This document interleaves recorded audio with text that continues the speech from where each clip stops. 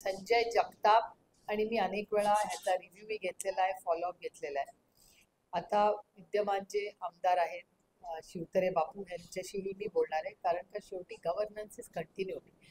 ह्या भागाचा विकास सगळ्यांनी एकत्र मिळून केला पाहिजे आणि माझी इच्छा आहे की ग्रामस्थाचं जे म्हणणं आहे त्याला प्राधान्य दिलं पाहिजे, हे माझं मत आहे. त्याच्यामुळे पुढच्या आठवड्यात मी सरकारची भेट घेणार आहे, कलेक्टरांची भेट घेणार आहे आणि ग्रामस्थांची जी इच्छा आहे ती मी सरकार दरबारी सांगणार आहे. मी शिवतरे बापूंची याच्याबद्दल सविस्तर चर्चा करीन. संजय जगतापांचंही मोठं योगदान आहे, त्यांचंही मार्गदर्शन आम्ही घेऊ आणि सगळे मिळून योग्य जो मार्ग असतील आणि ग्रामस्थ जोपर्यंत समाधानी होत नाही तोपर्यंत कुठलाही निर्णय होणार नाही. माझ्या तरी माहितीत असला कुठला निर्णय आला म्हणजे मला तरी कळवण्यात आलं नाही. माझ्या माहितीप्रमाणे सरकारने अजून कुठलाच निर्णय नाही घेतला. शाळेच्या नावाच्या बदला संदर्भात ग्रामस्थांच्याकडून मागणी होती, संपूर्ण नाव मुलींचं द्यावं.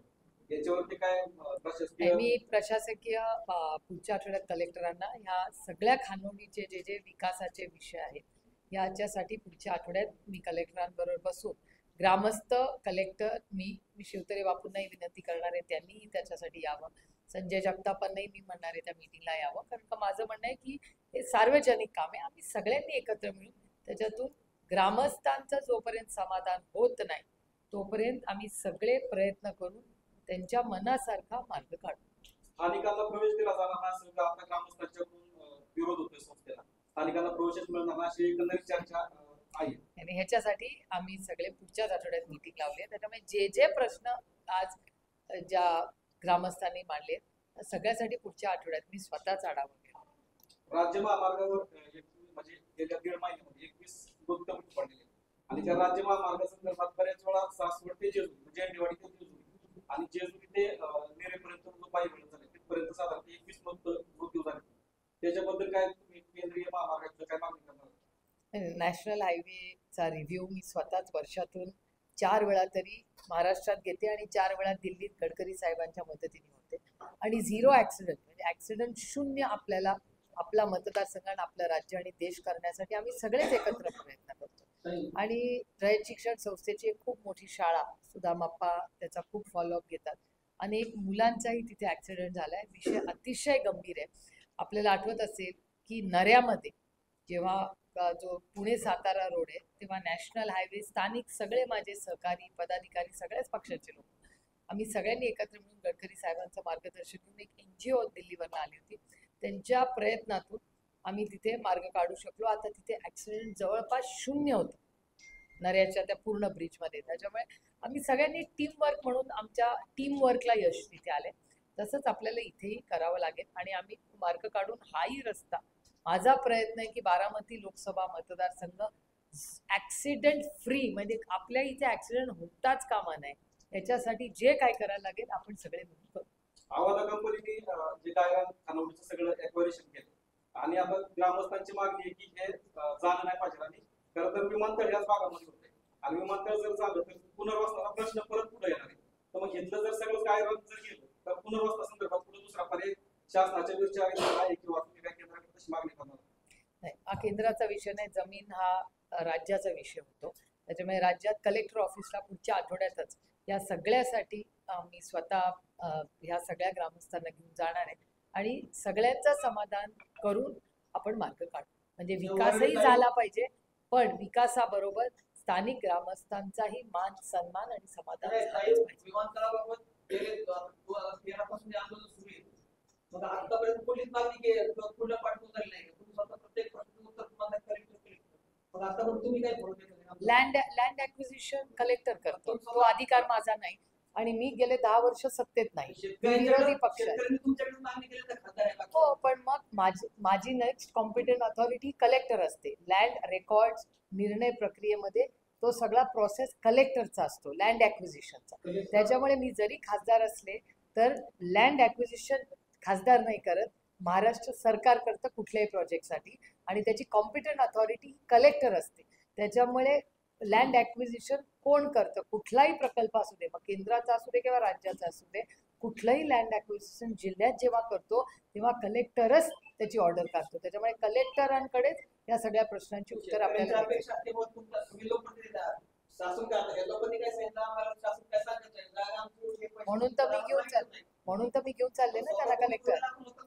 कुठे शाळेच्या मुख्यमंत्र्यांना होते ना मी मग आतापर्यंत तुम्ही माहिती म्हणून तुमच्याकडे असताना आता कशाची शाळेच्या बाबतीत शाळेच्या बाबतीची मला माहितीच आहे. भूसंबंधाचा काहीच इश्यू नाहीये. तुम्ही आता मला किंवा शालेय विद्यार्थ्यांना प्रवेश आणि किंवा आहेत ह्याच्यावर तुम्ही झाले कलेक्टर कारण का परिपत्रकामध्ये सुरुवातीला असं काय जी पॉलिसी केली आहे दादा, त्या पॉलिसीचे कागद हे सरकारकडे, तिची ओनरशिप सरकारकडे आहे.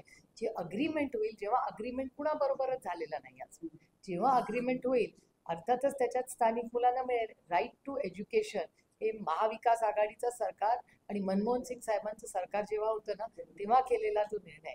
त्यामुळे कुठलीही शाळा या देशात, मग ही असू दे किंवा बाहेर, त्याच्या राईट टू एज्युकेशन त्याला मतदान मीही केलंय. तेव्हा मनमोहन सिंग साहेबांचं सरकार होतं. राईट टू एज्युकेशन आधी कुठल्याही सरकारने आणलेलं नाहीये. स्थानिक मुलांना आरक्षित जागा मिळाली हे राईट टू एज्युकेशनचं बिल, त्याचं क्रेडिट, त्याचा प्रस्ताव माननीय तेव्हा कॉन्स्टिट्यूशन अमेंडमेंट करून भारतरत्न डॉक्टर बाबासाहेब आंबेडकरांनी केला. त्याची अंमलबजावणी मनमोहन सिंग साहेबांच्या सरकारने केली. त्याच्यामुळे RTEच्या सीट अर्थातच ह्याच्यात असणारच, त्या 33% असणार. प्लस ह्यांना जे स्थानिक पाहिजे त्याचा अग्रीमेंट जे होईल ते महाराष्ट्र सरकारचं शिक्षण खातं करेल. आता ह्या सगळ्यात CO जिल्हा परिषदनी जो प्रस्ताव पुढे ठेवलेला आहे तो अजून प्रस्ताव त्यांनी पब्लिक केलेला नाहीये. तो जेव्हा त्यांच्या वेबसाईटवर लागेल तेव्हाच आम्हाला प्रपोजल कळेल की सरकारच्या मध्ये काय केलंय. कारण का तो अधिकार शिक्षण मंत्र्याचा आहे. त्याच्यामुळे लँड ॲक्विजिशन करताना कलेक्टरचाच अधिकार लँड ॲक्विजिशनचा असतो. आणि जेव्हा कुठलीही शाळा असते त्याचं जे डिझाईन असतं ते राईट टू एज्युकेशन असतं आणि स्थानिक शिक्षण जे मंत्री असतात त्यांचा तो प्रस्ताव असतो. तो कुठलाच प्रस्ताव कुठल्याही वेबसाईटवर नाहीये आणि त्याच्यामुळे एव्हरीथिंग इज ऑन. कसं माहिती अधिकारी नागरिकांना विचारत नाही की शक्य पण लोकप्रतिनिधी तर माहिती दिली तर त्यांना नाही. हो पण अजून सरकारने निर्णयच घेतला नाहीये ना कुठला. तर निर्णय झाल्याशिवाय विरोध तर करूच आपण, पण आपण विरोध कशाला करतोय. प्रस्ताव तर आला पाहिजे ना सरकारकडून. आपण मागणी केली आणि राईट टू एज्युकेशन मधल्या 33% सीट्स या राईट टू एज्युकेशन प्रमाणे तर मिळणारच. ओव्हर अँड अबाव दॅट जर हव्या असतील स्थानिकांना तर त्याची चर्चा जेव्हा प्रस्ताव म्हणजे हे कुठल्या मॉडेलमध्ये CO जिल्हा परिषद चालणार आहे त्याच्यातच मिळणार. अर्थातच प्राधान्य लोकल मुलांना तर मिळणारच ना. It is the obvious. फक्त पर्सेंटेज त्याचा किती असेल हा पॉलिसी लेवलचा इश्यू आहे. तर ती पॉलिसी आल्यावर आपल्याला आता नागरिक प्रत्येक घरात विरोध करतात. आता विमानतळाचा विषय नागरिकांचा विरोध आहे. परंतु आता जर सरकार पाहिजे तर तुम्ही काय म्हणता की स्थानिकांना विश्वासात घेतल्याशिवाय कुठलाही निर्णय होणार नाही. पण स्थानिकांचा तो विरोध. परंतु हे जे सरकार आहे हा विश्वासात घ्यायच्याऐवजी निर्णय डायरेक्ट नादत आहे. मग ज्यावेळेस हे नागरिक रस्त्यावरती उतरतील तेव्हा मोठ्या विश्वासाने तुमच्याकडे मागणी करताय. मग तुम्ही सरकारच्या विरोधात या लोकांची साथ देणार नाही. यांच्या आंदोलनात तुम्ही वारंवार सहभागी होऊन हा निर्णय बदलण्यासाठी तुम्ही सरकारला हे केलं पाहिजे. तर इतके दिवस जर ह्यांचा विरोध असता आणि आम्ही रेटला असतो तर आतापर्यंत एअरपोर्ट नसता का झाला. सरकार बदललंय ना म्हणजे आता नाही 2.5 वर्ष पण आमचं होतं ना महाविकास आघाडीचं सरकार. तेव्हा एवढं तरी ऍक्विजिशन झालं का. तेव्हा पण विरोध होताच ना. त्याच्यानंतर 5 वर्ष पूर्ण संजय जगताप पण मी होतोच ना इलेक्टेड रिप्रेझेंटेटिव्ह. गेल्या 5 वर्षात एअरपोर्ट बद्दल किती चर्चा झाली. एवढं तरी ऍक्विजिशन झालं का. कारण का विरोध होता. आमची इच्छा आहे की जे काय व्हावं ते प्रेमाने विश्वासाने विन विन म्हणजे एअरपोर्ट पण झाला पाहिजे आणि स्थानिक लोकांचाही मान सन्मान आदर झाला पाहिजे. त्याच्यामुळे जर आम्हाला रेटून करायचं असतं तर आतापर्यंत झालंच असतं. आणि तुम्हीच म्हणताय 13 पासून ऍक्विजिशन चाललंय. आपण 24 मध्ये आम्ही दोघंच आहोत ना इथे. तेव्हा कुठे काय झालंय. आता परिस्थिती बदलली का. आता इकडे जसं बातम्या येतात ना रोज दिवसांची बातमी येते किंवा विमानतळ हे होणारच.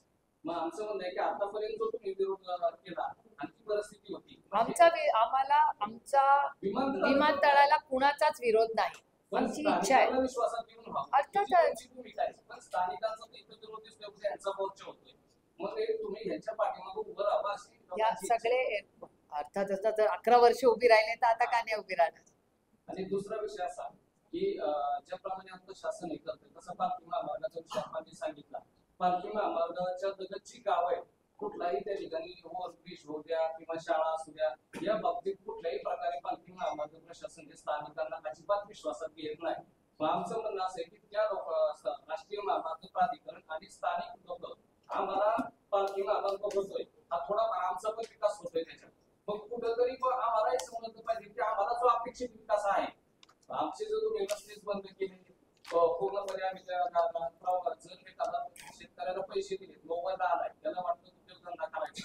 तर त्या उद्योगधंद्याचं मी आता पाहिलं काही लोकांनी आमच्याकडे पेट्रोल पंप टाकले तर पुन्हा एक गुंठ्याला पैसे दिले 6 लाख आणि त्याच लोकांना त्या राष्ट्रीय महामार्गातून परमिशन घेताना 10-20 लाख रुपये यांच्या एनओसी साठी भरावं लागतात. मग एकीकडे द्यायचं आणि एकीकडे परत द्यायचं हे धोरण योग्य नाही. आणि दुसरं असं की आता त्या टोल बाबत टोलचं काम चालू आहे, लोकांनी जमिनी दिल्या त्याचे पैसे मिळाले, लोकांची मागणी अशी की टोल बाबत धोरण आताच स्पष्ट करावं स्थानिकांना, नाही तर उद्या परत आंदोलन ह्या गोष्टी करायला लोकांना इच्छा नाही. एक तर गरज पडत नाही ना, कारण का माझ्या लोकसभा मतदारसंघात पालखी मार्ग इंदापूरला आहे, बारामतीला आहे, दौंडला आहे, सगळे या दोन्ही भागात झालेला आहे आणि तिथे टोलची कुठे अडचण येत नाही. कारण का जिथे जिथे टोल आहे तिथे केंद्र सरकारचा एक युनॅनिमस रूल आहे देशासाठी की जे लोक 5 किलोमीटरच्या अंतरात राहतात त्यांना स्पेशल पास दिला जातो आणि त्यांना कुणालाही टोल भरावा लागत नाही. हा कायदा केंद्र सरकारने देशासाठी केलेला आहे. त्याच्यामुळे इथलेही पुरंदरमध्येही कुणालाही जो जवळ त्या एरियामध्ये राहतो त्याला टोल भरावा लागणार नाही. लागणार नाही म्हणजे त्याबाबत बहुतेक बैठक घेऊन येणार लोकांना आम्हाला सर्व्हिस रोड पाहिजे त्या बाबतीत येणार असं तुम्ही एक राष्ट्रीय महामार्ग प्राधिकरण माझा मागच्या आठवड्यात रिव्ह्यू झाला जम्बो. स्थानिकांना बोलवलं होतं ना, सगळे स्थानिक आले होते. माझ्या फेसबुक वरती मीटिंग आहे, तुमच्यासाठी वेगळी हवी असेल तुमच्यासाठी लाव. त्यांना विचारा ना, हे सगळे येतात ना मीटिंगला. लोकांच्या संभ्रमात हे सगळे येतात मीटिंगला. सांगितली पाहिजे. ठीक आहे, तुम्हाला पुढच्या वेळेस यांना सगळ्यांना सांगू की एक पुढच्या वेळेस जेव्हा आम्ही माझ्या दर 2 महिन्याला रिव्ह्यू असतो माझ्या सगळ्या, कारण का पालखी महामार्ग मेन सगळा माझ्या मतदारसंघातून गेलेला आहे दोन्ही. आणि आत्ताच आपण बोलता एक वाक्य आपण सांगितलं की जिल्हाधिकारी आम्हाला पोहोचणार नाही, आमचं ऐकणार नाही. मग आमचं असं म्हणजे असं विषय की तुम्ही बारामती मतदारसंघ जो लोकसभा मतदारसंघ आहे प्रत्येक तालुका वेळेस तुम्ही एक 2-3 लोकांच्या कमिटी करून त्या लोकांना तुमचे प्रतिनिधी म्हणून असं एक जाहीर धोरण करावं. तुमच्या माहितीसाठी सांगतो, आप्पा पण इन्व्हायटेड असतात. दर महिन्याला 12 महिने 12 कलेक्टरकडे मीटिंग असतात, ओपन हाऊस असतं. विचार हे सगळे येतात त्या मीटिंगला, सगळे मोठे नेते म्हणजे जेव्हा असतात तेव्हा 100 लोक असतात. ज्याला शक्य आहे तो या. फाईल आधी जाते आणि कलेक्टरकडे 4-5 तास मीटिंग चालते. आत्ता झाली मागच्या आठवड्यात. नाही मी असल्याच्या मीटिंग होत नाही.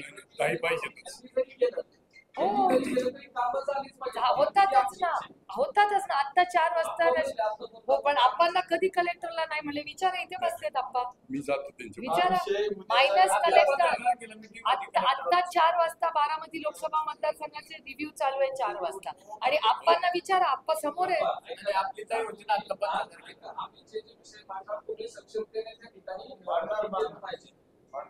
कलेक्टरला कधी काय म्हणलंय विषय प्रखरपणे मांडलाय. बारामतीला काही आमचं मत स्पष्टपणे मी सांगतो की बारामतीला एकदम महापूर आला तर दोन्ही बाजूला तर बंदी झाल्या चांगल्या प्रकारे आणि आमचं गाव त्या ठिकाणी वाहून जाईल असा प्रश्न आम्ही वारंवार मांडतोय. आपण निधी दिला पण आपला निधी फक्त 10 लाख रुपयाला 10 लाखांमध्ये जाईल. अगदी 10 ते 15 मीटर काम होते. म्हणजे लोक पण विचारतात. मी काल पीडब्ल्यूडी मध्ये गेले होते, तुमच्या माहितीसाठी सांगते.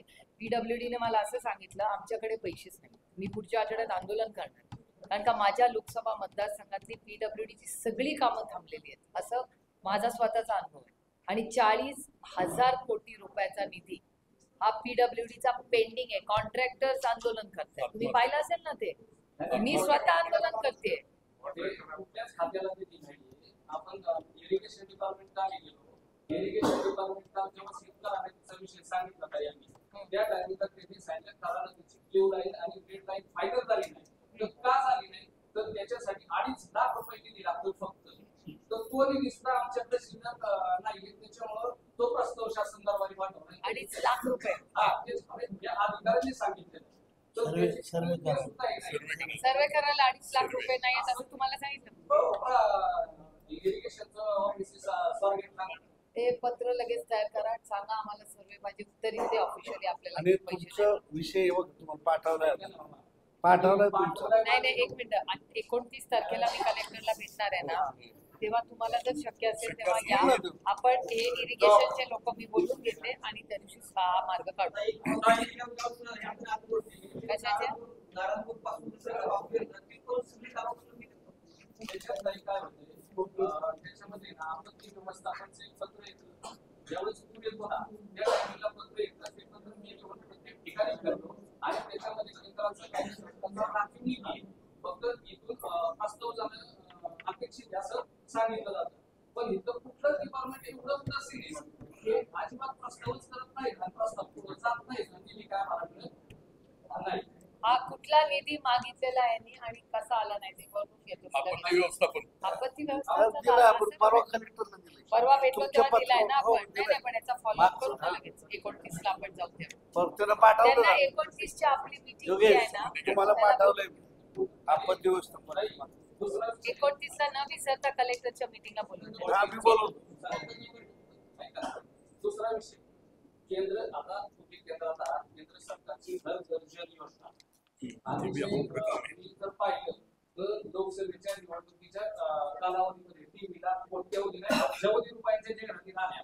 अगदी नळ दाखवला झालाय सगळ्या गोष्टी जायच्या परंतु त्याच्या मुळापर्यंत तुम्ही जावं ही आमची इच्छा आहे आणि ती योजना टोटल फेक आहे असं मी स्वतः सांगतोय. म्हणजे फेक काहीतरी त्याला पुरावे. तर ती योजनेच्या माध्यमातून काय झालं की सगळ्या गावात फक्त पाईपलाईनला निधी मंजुरी आणि ज्या महाराष्ट्र जीवन प्राधिकरणाच्या माध्यमातून ज्या योजना चालल्या तिथं वैयक्तिक कनेक्शन साठी 1 रुपया सुद्धा निधीची तरतूद नाही. आता त्या गावातून फक्त पाईप काढलेली आहे. लोकांनी दुष्काळ पडला की फक्त ती पाईप पाहायची त्याच्यात पाणी बंदिस्त. लोकांना घ्यायसाठी 1 रुपयाची सुद्धा काही तरतूद नाही. आणि ज्यावेळेस आम्ही शासनाचा त्याचा पाठपुरावा केला त्यावेळेस त्यांनी आता व्हिडिओ साहेब पण इथं आहे. त्यांनी साहेब तुम्ही त्यांच्या पाठीमागून ग्रामसेवकांच्याकडे एक डाटा मागितला. त्या IMS प्रणाली आहे त्याच्यावरती तो डाटा भरला गेला. सगळ्या ग्रामसेवकांना प्रेशर की तुम्ही तो डाटा भरा म्हणून आणि त्या डाट्यात कोणाकडे खासगी विहीर आहे कोणाकडे बोरवेल आहे अशा पद्धतीच्या नोंदी आणि कोणाला गावचं सार्वजनिक पाणी मिळतंय अशा 3 कॉलममध्ये तो निधी डाटा भरला गेला. आणि ज्यावेळेस तो जलजीवन प्राधिकरणाकडे डाटा जेव्हा जातो शासनाकडे त्यावेळेस फक्त तो एकच की या गावात खातेदार 1045 खातेदार मिळत आहे आणि 745 लोकांना नळ कनेक्शन आहे. माझ्या गावात 150 लोकांना सुद्धा कनेक्शन नाही. पण शासनाच्या रेकॉर्ड 745 ही संपूर्ण तालुक्याची परिस्थिती आहे. संपूर्ण तालुक्यात फक्त 5000 लोकांच्याकडे कनेक्शन नाही असा तो डाटा आहे. आणि ज्या वेळेस आता काम आम्ही थांबवलं तर ते काय म्हटले की याच्या संदर्भात पुरवणी प्रस्ताव सादर केलाय त्याच्यातून तुम्हाला कनेक्शनचा निधी मिळेल. पण कनेक्शनचा निधी कोणता मिळणार नाही. यांच्या रेकॉर्डचा जो 5000 लोक आहे त्या 5000 लोकांना मिळणार. उर्वरित लोकांचं काय ज्याच्याकडे विहिरीचा सोर्स दाखवलाय ज्याच्याकडे बोरवेलचा सोर्स दाखवलाय पण ही माहिती वर गेली नाही. ग्रामपंचायतच्या माध्यमातून दाखवतात 3 कॉलममध्ये आणि वर फक्त 2 दाखवताय. त्याच्यामुळे आमची म्हणते ती योजनेपाठीमागे तुम्ही पाठीमागे लोकसभेच्या निवडणुकीच्या नंतर आता सासवड ऑफिसमध्ये तुम्ही श्वेतपत्रिका काढणार असंही त्या ठिकाणी जाहीर केलं होतं. मग या जलजीवनच्या खोलापर्यंत तुम्ही जाऊन ही योजना पूर्णपणे फेक आहे. अनेक गावची वाढीव प्रस्ताव आहे. पाण्याच्या टाक्या त्याच्यात दाबल्या नाही काही नाही. खूप प्रॉब्लेम आहे. लाईन सरळ धरली मी बोलत नाही ते गोष्ट. पत्रकार बोलतात पत्रकार. लाईन सरळ धरली. लाईन सरळ धरत असताना रस्त्याच्या दोन्ही बाजूला लोक राहत असतात. मग एका बाजूला लाईन गेल्याच्या नंतर रस्त्याच्या दुसऱ्या बाजूसाठी लाईनची आवश्यकता आहे. परंतु अशी कुठलीही तरतूद नाही. जलजीवनचे ठेकेदार सांगतात तुमच्या गावामध्ये 25 किलोमीटर लाईन आहे आम्ही फक्त 25 किलोमीटर लाईन करणार पुढची लाईन करणार नाही. आज तुमची 1 किलोमीटर तर आमच्या फायद्याची नाही. महाविकासासाठी तुम्हाला ते सगळं करायचं आणि तुम्ही म्हणजे राज्यात तुम्ही एवढा मोठा निधी कोट्यवधी रुपयांचा निधी दिला तुम्ही खेचून तो निधी आता पण त्याचा तरी 1% सुद्धा लोकांना लाभ त्याचा होत. या संदर्भात आमची इच्छा आहे की तुम्ही याच्यावर पूर्णपणे अभ्यास करून याच्यात कसे बदल होतील लोकांना कसा त्याचा लाभ होईल त्यासाठी प्रयत्न व्हावा. आता तुमचं झालं मी तुम्हाला सांगते मी स्वतः पार्लमेंटमध्ये हा इश्यू रेस केलेला आहे. CR पाटील त्याचे आता मंत्री आहेत. आधी राजस्थानचे मंत्री होते गजेंद्र सिंग. एक तर मी माझ्या लोकसभा मतदारसंघाची ऑफिशियल पत्र लिहून केंद्र आणि महाराष्ट्र सरकारला माझ्या लोकसभा मतदारसंघाचे आणि राज्याची महाराष्ट्र राज्याची श्वेतपत्रिका जलजीवन मिशनची काढावी अशी मागणी मी स्वतः केलेली आहे. पत्र लिहूनही केलेली आहे आणि पार्लमेंटमध्ये मी स्वतः बोलले त्याच्याबद्दल. ते दोन्ही झालेलं आहे. त्याच्यानंतर मी एकटीच नाही असे खासदार आहेत ज्यांच्या सगळ्यांचं एकच मत आहे की जलजीवन मिशन हॅज फेल्ड अस. हे आमचं कुणाचंच माझे एकटीचं मत नाहीये. सगळ्या खासदार आणि अनेक भारतीय जनता पक्षाचेही खासदार आहेत ज्यांनी हा इश्यू पार्लमेंटमध्ये रेज केलाय की जिथे सोर्स नाही, जिथे सोर्सच नाही तिथे तुम्ही का पैसे खर्च केले. तुमच्या घरापर्यंत सोडा, गावापर्यंत सोडा, त्या एरियामध्ये पण पाणी कुठे नाहीये तरी बाहेर पाईपलाईन्स टाकल्या, त्याचा एंड रिझल्ट 0 आहे. त्यामुळे जलजीवन मिशनची इन्क्वायरी हे सगळं आम्ही बोलून विचारून त्याचा सगळं आम्ही केले. तुम्ही म्हणतात तसं. याच्या संदर्भात आहे ना, जर शासन त्याला हे करत नसेल तर जन आंदोलन करा, आम्ही तुमच्या बरोबर आहे. ठीक आहे, जन आंदोलन करून चांगली सूचना आहे, चांगली सूचना आहे, एकदम चांगली सूचना आहे. हा जर तुमची तयारी असेल तर तुमच्या गावाचा जर तुम्ही मला डेटा दिला म्हणजे हार्ड डेटा होईल. तो hard data me with numbers यावेळेस, कारण का बजेटमध्ये तर जलजीवन मिशनला पैसे देणारच, की सरळ जलजीवन मिशनचा हा मुद्दा विथ डेटा की बाबा हे बघा तुम्ही एवढं म्हणताय ना देशात, हे एकच उदाहरण घ्या, या गावामध्ये असे तुम्ही पैसे खर्च केलेत, असे तुम्ही म्हणताय, तुमचा डेटा दाखवतोय पण हे वास्तव नाही, हे त्याचं वास्तव. डेटा आहे की आपण त्यांना फोन करा, त्यांच्या गावामध्ये व्हिजिट करून डेटा करून त्याचा डेटा गावात त्या ग्रामसेवकाकडून कलेक्ट करून त्याची 1-2-3 मिनिटाची फिल्म करा, ती आपण ट्विट करू शकतो. तुम्ही कुठलंही एक सॅम्पल गाव घ्या ना, तुम्ही म्हणाल त्याचंच गाव घेऊ ना. डेटा दे. त्यांचा नंबर घ्या, त्यांच्या थ्रू करू. जलजीवनला सुद्धा प्रश्न आहे. जलजीवनमध्ये पुरंदर तालुक्यामध्ये भ्रष्टाचार सभेमध्ये पण विषय झाला होता आणि त्याच्यामध्ये भ्रष्टाचार एकाच लाईनीमध्ये 2-2 पाईप टाकले. तर त्याच्या संदर्भात काही चौकशी तुम्ही मागणी करणार आहे? अरे मी जलजीवन मिशनची माझ्या मतदारसंघाची आणि राज्याचीच मागितली आहे. श्वेतपत्रिका म्हणजे काय, हेच कव्हर होतं ना त्याच्यात. श्वेतपत्रिका मागितली आहे मी. भ्रष्टाचार बियॉन्ड आहे, सगळंच कव्हर होतं श्वेतपत्रिकेत. ताई, 100 कनेक्शन आमच्याकडे दिले असं दाखवलं, म्हणजे एकही कनेक्शन आमच्याकडे मिळणार नाही. मी श्वेतपत्रिका म्हणून तर मागितली जलजीवन. मी तर पहिली कोणी मागायच्या आधी दिले ऑलरेडी आणि आमच्याकडे एकही कनेक्शन दिले. कम्प्लीट एवढा पैसा आला ना सगळा, आणि सरकारने मॅच केला, महाराष्ट्र सरकारने 50-50% बोलून सगळं झाली. परवाच दिवशी पुरंदरची मीटिंग झाली. तुम्ही होता की बरं पुरंदर उपसा योजनेचा रिव्ह्यूला? हे होते ना, त्याला सांगितलं बोगस कनेक्शन बंद करतो म्हणजे झाली, परवाच मीटिंग झाली.